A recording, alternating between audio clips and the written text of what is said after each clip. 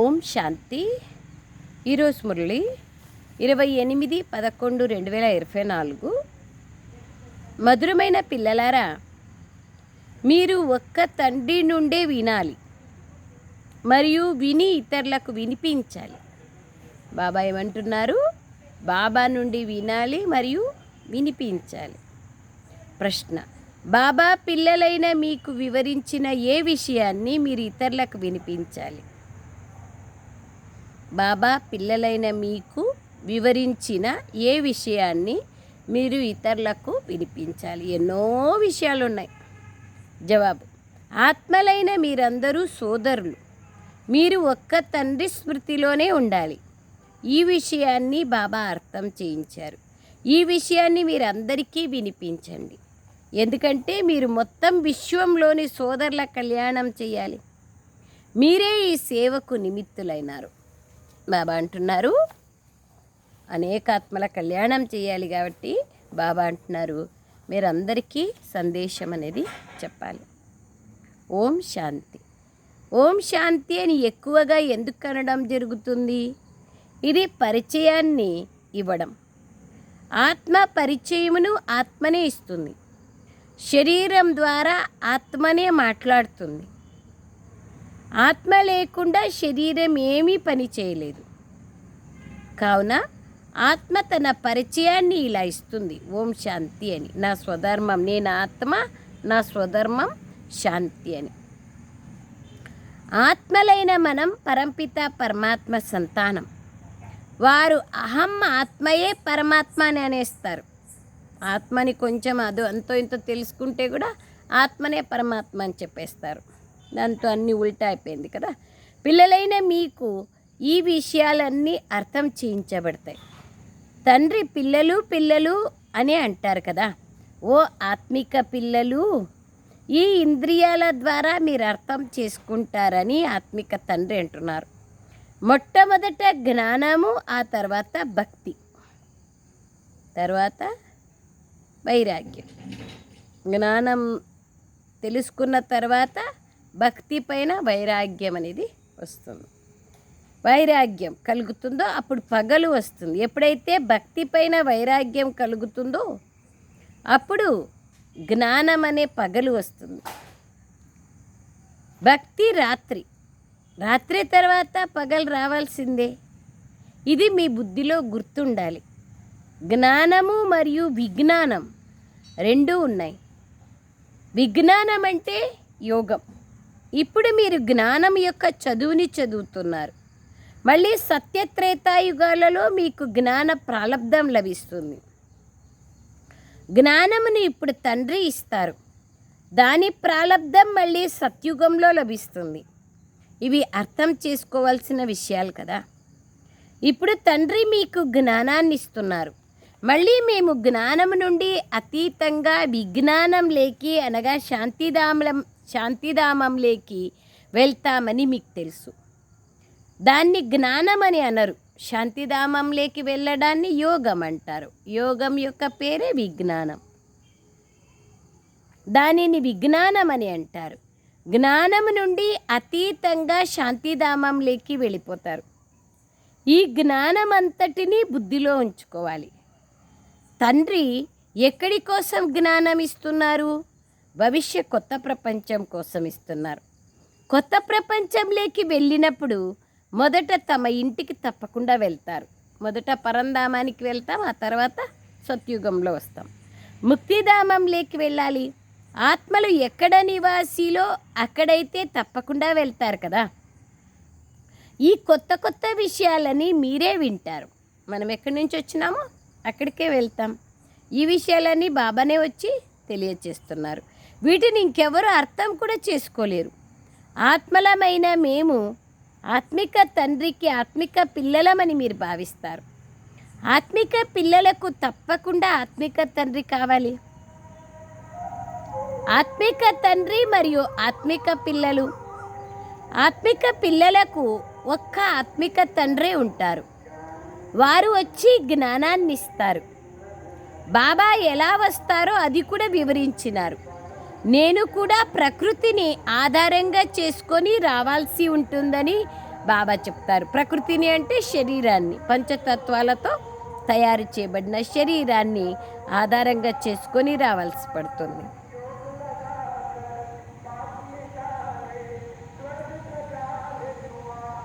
ఇప్పుడు పిల్లలైన మీరు బాబా నుండి వినాలి.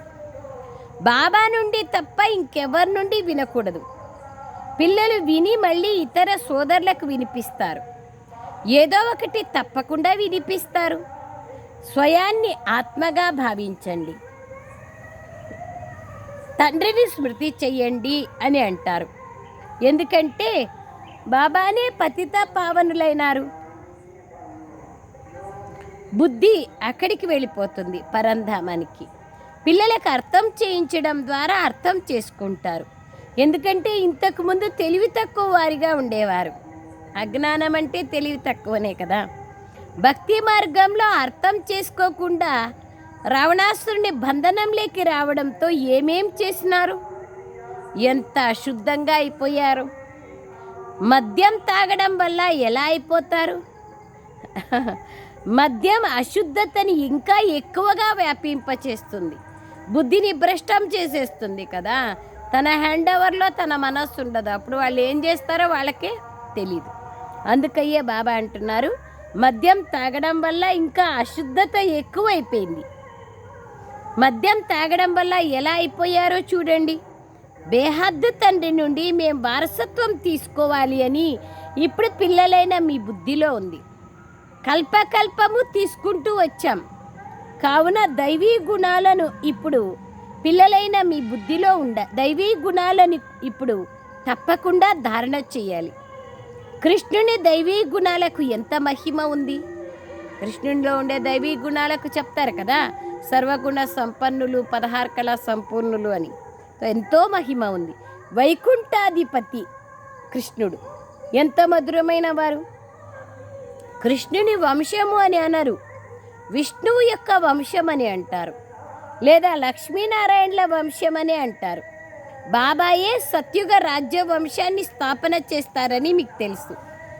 ఈ చిత్రాలు మొదలైనవన్నీ లేకపోయినా కూడా అర్థం చేయించవచ్చు. ఉంటే బాగా అర్థం చేయించవచ్చు, లేకపోతే కూడా జ్ఞానం గురించి చెప్పటానికి ఏ చిత్రాలు ఆవశ్యకత లేదు.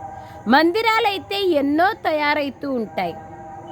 ఎవరిలో అయితే జ్ఞానం ఉంటుందో బాబా అంటారు, వారు ఇతరుల కళ్యాణం కూడా చేసేందుకు, తమ సమానంగా తయారు చేసేందుకు పరిగెడుతూ ఉంటారు. అండర్లైన్. ఎవరిలో అయితే జ్ఞానం ఉంటుందో వారు ఇతరుల కళ్యాణం చేసేందుకు, తన సమానంగా ఇతరులను తయారు చేసేందుకు సేవలో పరిగెడుతూ ఉంటారు. మేము ఎంతమందికి జ్ఞానాన్ని వినిపించాము అని స్వయాన్ని చూసుకోవాలి. కొందరికైతే వెంటనే జ్ఞాన బాణం తగులుతుంది. మాకు కుమారీలు జ్ఞాన బాణాలు వేశారు అని భీష్మ పితామహులు మొదలైన వారు కూడా అన్నారు కదా. వీరందరూ పవిత్ర కుమారీలు అనగా పిల్లలు. మీరందరూ పిల్లలు. కావున బ్రహ్మ పిల్లలమైన కుమారులమైన మేమందరం సోదరులమని మీరు అంటారు. ఇది పవిత్రమైన సంబంధం. అందులోనూ మీరు దత్తత తీసుకోబడ్డ పిల్లలు. బాబా మిమ్మల్ని దత్తు తీసుకున్నారు. ప్రజాపిత బ్రహ్మ ద్వారా శివబాబా మిమ్మల్ని దత్తు తీసుకున్నారు. నిజానికి దత్తత అనే పదము కూడా ఈ దత్తత అనే పదం కూడా వాడం. అందరూ శివబాబా పిల్లలే. శివబాబా తండ్రి మీరు రండి అని నన్ను అందరూ పిలుస్తారు. అయితే తెలియక సరి అయిన పరిచయం తెలీదు, కానీ పిలుస్తారు. ఏమీ అర్థం చేసుకోరు. ఆత్మలందరూ శరీరాన్ని ధారణ చేసి పాత్రను అభినయిస్తారు. కావున శివబాబా కూడా తప్పకుండా శరీరం ద్వారానే పాత్రను అభినయిస్తారు కదా. శివబాబా పాత్రను అభినయించకపోతే బాబా ఏమంటున్నారు చూడండి, ఎందుకు పనికిరానట్లే, విలువే ఉండదు. పాత్రని అభినయిస్తారు. తన కర్తవ్యం చూపించినప్పుడే కదా. కర్తవ్యం స్వర్గస్థాపన చేసినప్పుడే బాబాకు విలువ ఉంది. అంటే విలువ చేస్తేనే విలువని కాదు, బాబా విలువ బాబాకి. ఎప్పుడైతే మొత్తం ప్రపంచం అంతటిని సద్గతిలోకి చేరుస్తారో అప్పుడే వారి విలువ ఉంటుంది. అప్పుడే వారి మహిమను భక్తి మార్గంలో గాయనం చేస్తారు. సద్గతి జరిగాక మళ్ళీ తర్వాత బాబాను స్మృతి చేయాల్సిన అవసరమే ఉండదు. బాబాని స్మృతి చేసేది సద్గతి కోసమే కదా. సద్గతి అయిపోయినాక మళ్ళీ స్మృతి చేసే అవసరమే ఉండదు.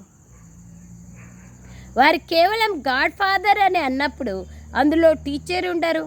పరంపిత పరమాత్మ పావనంగా తయారు చేస్తారనేది కేవలం నామమాత్రంగా ఉండిపోతుంది. వారు సద్గతిని చేస్తారు. శివబాబా అంటే మార్గాన్ని చూపిస్తారు. గతి సద్గతి అనేది ఆ మార్గంలో నడిచినప్పుడు మనకి ప్రాప్తిస్తుంది. దానికే బాబా అంటున్నారు వారు సద్గతి చేస్తారని కూడా అన్నారు. సర్వుల సద్గతి దాత ఒక్కరే అని మహిమలో ఉంది. కానీ అర్థం తెలుసుకోకుండా అనేస్తారు. ఇప్పుడు మీరు ఏదైతే చెప్తారో అదంతా అర్థసహితంగానే చెప్తారు. రాత్రి అయిన భక్తి వేరు, పగలైన జ్ఞానం వేరని మీరు అర్థం చేసుకున్నారు. పగలకి కూడా సమయం ఉంది. బాబా అంటున్నారు పగలకి కూడా సమయం ఉంటుంది. అలాగే భక్తి సమయం కూడా ఉంటుంది. ఇది అనంతమైన విషయాలు. పిల్లలైన మీకు అనంతమైన జ్ఞానం లభించింది. అర్ధకల్పం పగలు, అర్ధకల్పం రాత్రి. రాత్రిని పగలుగా తయారు చేసేందుకు నేను వస్తానని బాబా అంటున్నారు. అందుకే బాబాని సాయి అంటారు కదా, రాత్రిని పగలుగా చేసేవాళ్ళు. అర్ధకల్పం రావణ రాజ్యం. అందులో అనేక రకాలైన దుఃఖాలు ఉన్నాయి. మళ్ళీ తండ్రి కొత్త ప్రపంచాన్ని స్థాపిస్తారు. అందులో అంతా సుఖమే సుఖం ఉంటుంది. ఇదంతా సుఖ దుఃఖాల ఆట అని కూడా అంటారు. సుఖమనగా రాముడు, దుఃఖమనగా రావణుడు. రావణుని పైన విజయాన్ని పొందుతారు. మళ్ళీ రామరాజ్యం వస్తుంది. మళ్ళీ అర్ధకల్పం తర్వాత రావణుడు రామరాజ్యం పైన విజయాన్ని పొందింపచేస్తారు.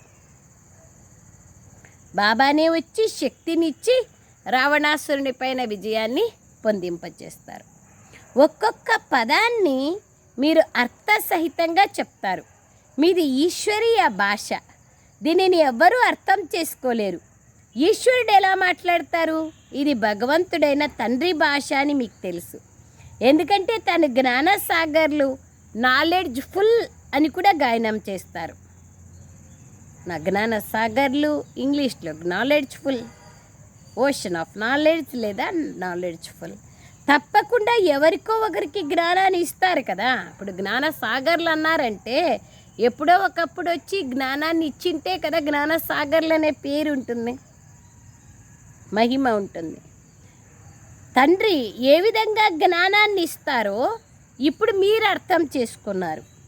తమ పరిచయాన్ని ఇస్తున్నారు మరియు సృష్టి చక్ర జ్ఞానాన్ని కూడా బాబా చెప్తున్నారు. ఈ జ్ఞానాన్ని తీసుకోవడం ద్వారా మనం చక్రవర్తి రాజులుగా అయిపోతాం. ఇది స్వదర్శన చక్రం కదా. స్మృతి చేయడం ద్వారానే మన పాపాలు సమాప్తమవుతాయి. ఇది మీ స్మృతి అనే అహింసా చక్రం. అక్కడ స్వదర్శన చక్రం ద్వారా హింస చేసినట్లుగా చంపేసినట్లుగా చెప్తారు కదా అసురులను. తో బాబా అంటున్నారు స్మృతి యాత్రనే అహింసా చక్రం. మీరు 84 జన్మల చక్రాన్ని స్మృతి చేయడమే అహింసా చక్రం. ఆ చక్రం హింసాయుతమైనది, అనేకులను సంహరిస్తుంది. అజ్ఞాని మనుషులు ఒకరికొకరు సంహరించుకుంటూ ఉంటారు. మీరు ఈ స్వదర్శన చక్రాన్ని తెలుసుకోవడం ద్వారా రాజ్యాన్ని పొందుతారు. వికారాలే మీ శత్రువు, కామం మహాశత్రువు.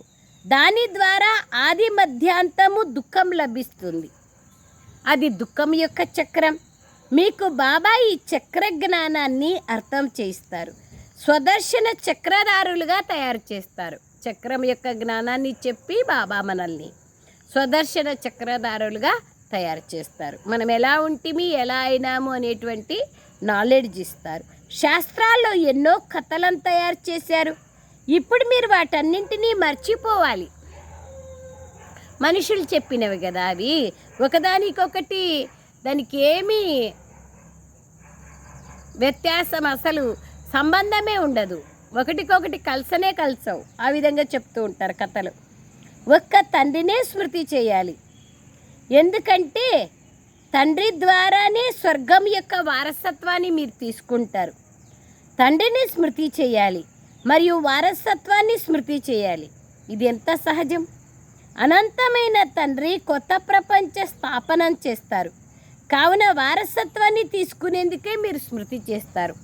బాబాని స్మృతి చేస్తే బాబా నుండి గుణాలు శక్తుల యొక్క వారసత్వం లభిస్తుంది. ఇది మన్మనాభవ మరియు మధ్యాజీభవ. బాబాను మరియు వారసత్వాన్ని స్మృతి చేస్తూ పిల్లలకు సంతోషం యొక్క పాదరసం ఎక్కి ఉండాలి.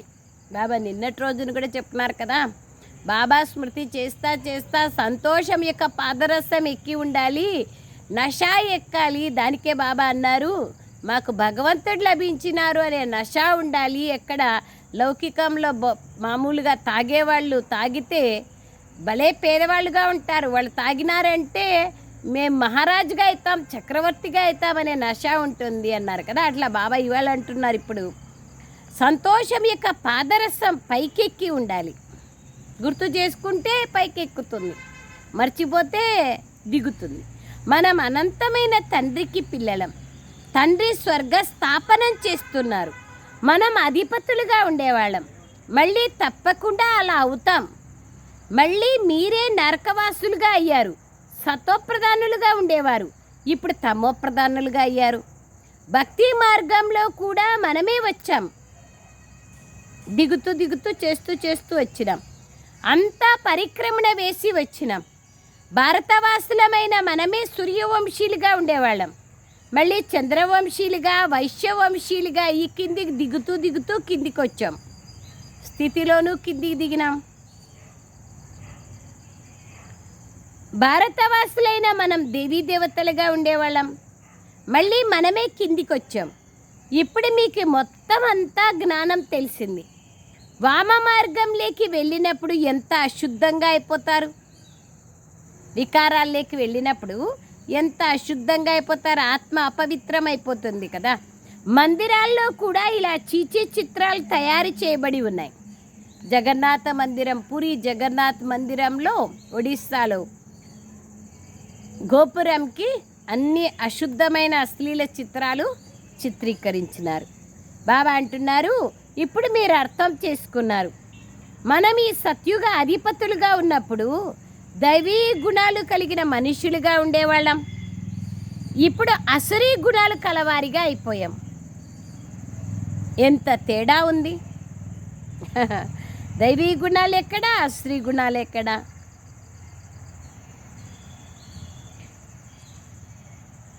తోక లేదా తొండమున్న మనుషులు ఎవరూ లేరు. ఎట్లా ఉంటారు?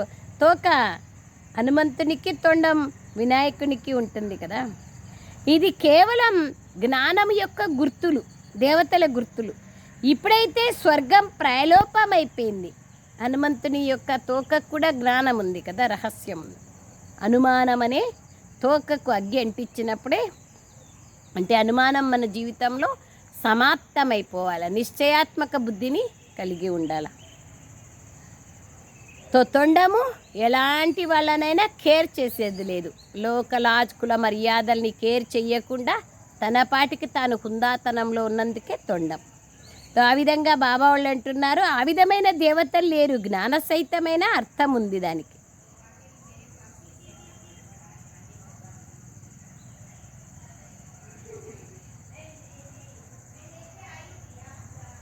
ఇప్పుడైతే స్వర్గం ప్రాయలోపమైపోయింది. కేవలం ఈ చిత్రాలు గుర్తులుగా ఉన్నాయి.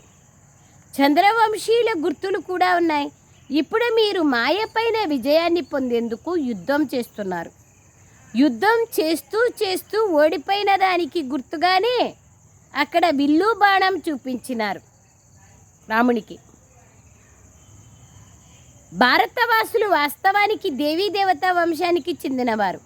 అలా కాకపోతే మరి వారు ఏ వంశానికి చెందినవారు? భారతవాసులు సనాతన ధర్మం అంటారు అంతే. కానీ భారతవాసులకు తమ వంశం గురించే తెలియదు, అందుకే హిందువులు అనేస్తారు. నిజానికి మీది ఒకే వంశం. భారతదేశంలో అందరూ దేవతా వంశానికి చెందినవారు. దాన్ని అనంతమైన తండ్రి వచ్చి స్థాపన చేస్తారు. భారతదేశ శాస్త్రం కూడా ఒకటి, దైవీ వంశ స్థాపన జరుగుతుంది.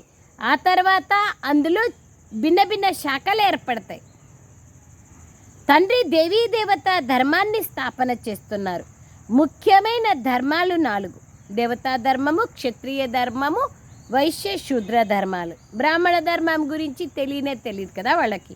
బ్రహ్మబాబా వాళ్ళ గురించినూ తెలీదు, బ్రాహ్మణ ధర్మం గురించినూ తెలీదు. సో 4 ధర్మాలు. దానికి పునాది దేవీ దేవతా ధర్మమే. అందరూ ముక్తిధామ నివాసులే.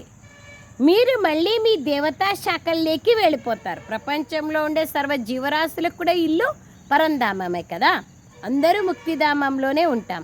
అందరూ వాళ్ళ వాళ్ళ పాత్రానుసారంగా ఆయా యుగంలో వచ్చి జన్మ తీసుకుంటారు. బాబా అంటున్నారు, ఇతర ధర్మాల వాళ్ళు కూడా డ్రామా ప్లాన్ అనుసారంగా వస్తారు. భారతదేశం యొక్క యథార్థ ధర్మం దేవీ దేవతా ధర్మమే. దానిని స్థాపన చేసేవారు బాబా. మళ్ళీ కొత్త కొత్త ఆకులు వెలువడతాయి. ఇదంతా ఈశ్వరీయ వృక్షం. నేను ఈ వృక్షానికి బీజరూపుణ్ణి అని బాబా అంటారు.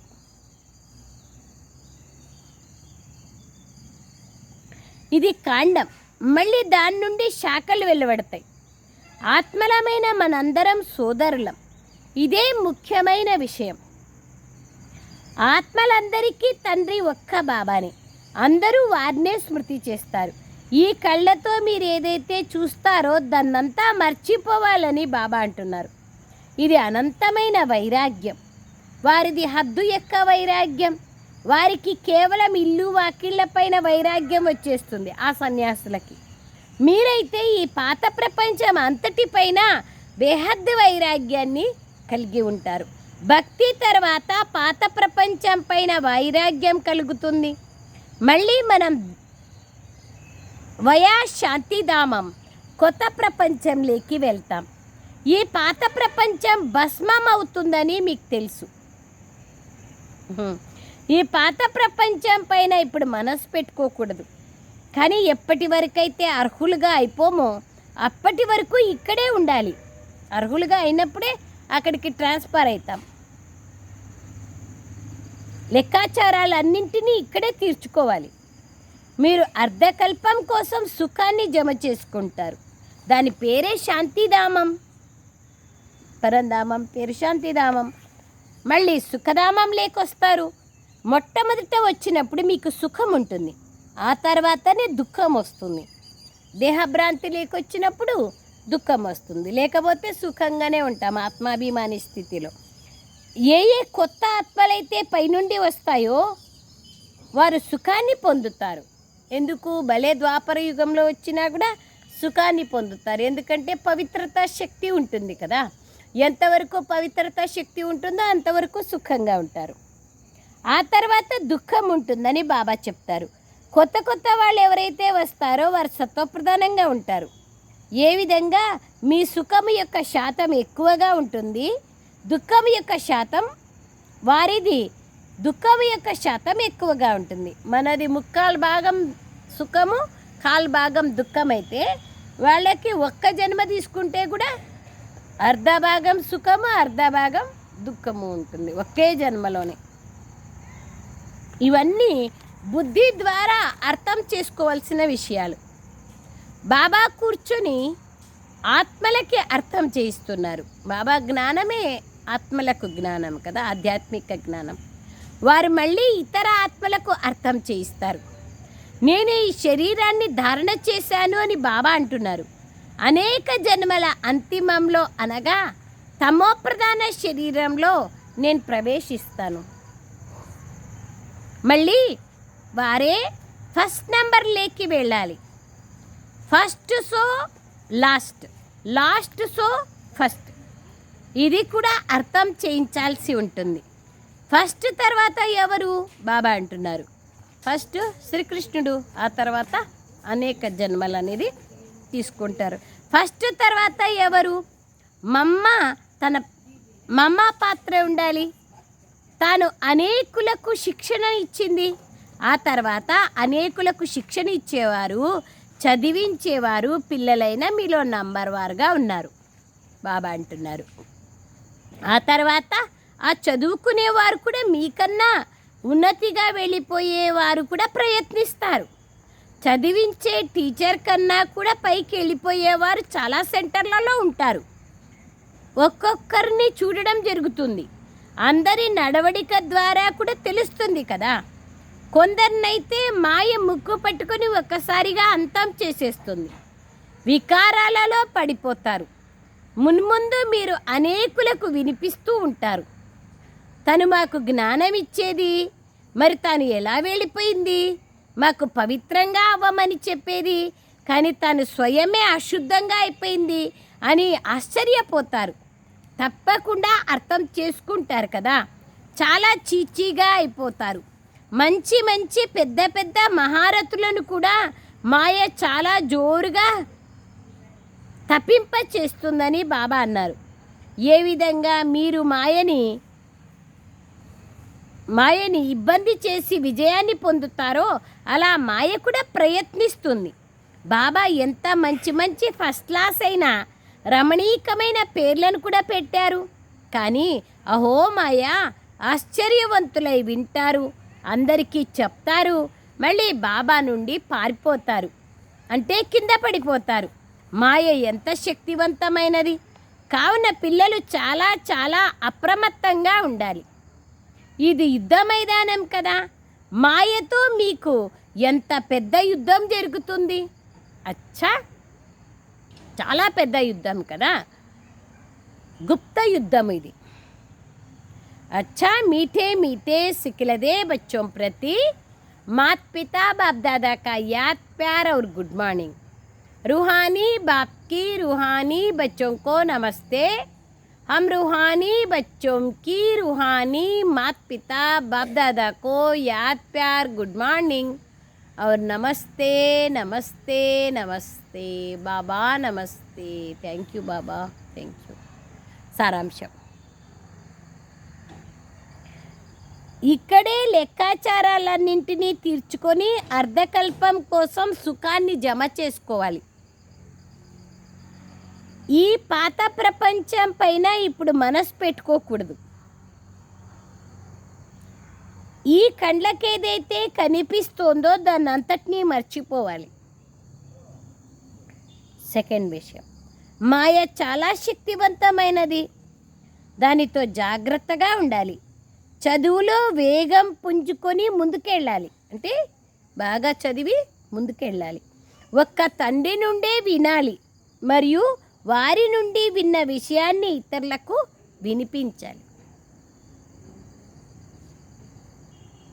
వరదానం, బేహద్దు దృష్టి, వృత్తి మరియు స్థితి ద్వారా సర్వులకు ప్రియమైన వారిగా అయ్యే డబల్ లైట్ ఫరిస్తాలుగా కండి. బేహద్దు దృష్టి, వృత్తి, స్థితి ద్వారా సర్వులకు ప్రియమైన వారిగా అయ్యే డబల్ లైట్ ఫరిస్తాలుగా కండి. దృష్టి, వృత్తి మరియు స్థితి. స్థితి ఆధారంగా కృతి ఉంటుంది కదా, కర్మ. అందుకయ్యే దృష్టి, వృత్తి, వృత్తి ఆధారంగా దృష్టి, దృష్టి ఆధారంగా స్థితి, స్థితి ఆధారంగా కృతి. బేహద్ భావనలు ఉన్నప్పుడు న్యారా ప్యారాగా ఉంటారు, డబల్ లైట్గా ఫరిస్తాలుగా కాగలరు. వివరణ, ఫరిస్తాలు అందరికీ చాలా ప్రియం అనిపిస్తారు. ఎందుకంటే ఫరిస్తాలు అందరికీ చెందిన వారిగా ఉంటారు, ఒకరిద్దరికి చెందిన వారిగా ఉండరు. బేహద్దు దృష్టి, వృత్తి, స్థితి కలిగిన వాళ్లే ఫరిస్తాలు. సర్వాత్మల పట్ల పరమాత్మ సందేశ వాహకులు ఫరిస్తాలు. ఫరిస్తా అంటేనే డబల్ లైట్. అన్ని రిస్తా లేదా అందరి రిస్తా ఒక్క బాబాతో జోడింపబడి ఉన్నవాళ్ళు. దేహము మరియు దేహ సంబంధాల నుండి అతీతులుగా స్వయం మరియు సర్వులను తమ చలనము ద్వారా మరియు ముఖము ద్వారా బాబా సమానంగా తయారు చేసేవారు. చలన్ ఔర్ చెహరా, ముఖము మరియు నడవడిక ద్వారా సర్వులను తన సమానంగా బాబా సమానంగా తయారు చేసేవాళ్ళే ఫరిస్తాలు. దేహము నుండి దేహ సంబంధాల నుండి అతీతులుగా ఉంటారు. సర్వుల పట్ల కళ్యాణకారీలు. ఇటువంటి ఫరిస్తాలే అందరికీ ప్రియమైన వాళ్ళు. స్లోగన్: ఎప్పుడైతే మీ ముఖము ద్వారా బాబా చరిత్ర కనిపిస్తుందో అప్పుడే సమాప్తి జరుగుతుంది. అంతవరకు జరగదు అనుకోవాకండి. అయితే ఇంకా చాలా దూరం ఉందిలే, మనం మారితేనే అనుకోవద్దండి. ఒకవేళ ఆ విధంగా ఉంది డ్రామాలో అంటే మనం వెనకలే ఉంటాము, పాత్ర అయితే నడిచిపోతుంది డ్రామాలో. మనం మారకపోని మారేవాళ్ళు మారుతారు, మొత్తం సృష్టి పరివర్తన జరిగిపోతుంది. అందుకే బాబా అంటున్నారు, ఎప్పుడైతే మీ ముఖము ద్వారా బాబా చరిత్ర కనిపిస్తుందో అప్పుడే సమాప్తి జరుగుతుంది. అచ్చా, ఓం శాంతి. థ్యాంక్ యూ బాబా, థ్యాంక్ యూ.